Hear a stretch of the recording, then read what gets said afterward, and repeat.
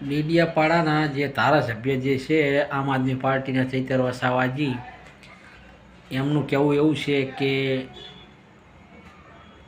આમ આદમી પાર્ટી જે છે એ મજબૂત પાર્ટી છે અને કોઈ સાથે ગઠબંધન કરવા માગતી નથી અને આવનારી ચૂંટણીની અંદર એ એકલા હાથે ચૂંટણી લડશે. કોઈની ગઠબંધનની જરૂર પડશે નહીં એવું ચૈતર વસાવાજી કહે છે. સાંભળો. ભાજપ અને કોંગ્રેસના લોકો એવું કહેતા હતા કે ગુજરાત એ મોદી અને અમિત શાહનો ગઢ છે, ત્રીજો મોરચો ચાલવાનો નથી, ત્રીજી પાર્ટી ચાલવાની નથી. આજે આમ આદમી પાર્ટી પૂરા ગુજરાતમાં દોડે છે અને આમ આદમીને જે પ્રકારે સમર્થન મળ્યું છે એ પ્રકારે તમે જોતા હશો કે આજે ગુજરાતમાં મજબૂત વિપક્ષ તરીકે આમ આદમી પાર્ટી છે. તમે હમણાંના સર્વે પણ જોતા હશો કે બીજા નંબર પર આમ આદમી પાર્ટી છે. ત્યારે આમ આદમી પાર્ટી કોઈની સાથે પણ તાલુકા જિલ્લામાં ગઠબંધન કરવાની નથી.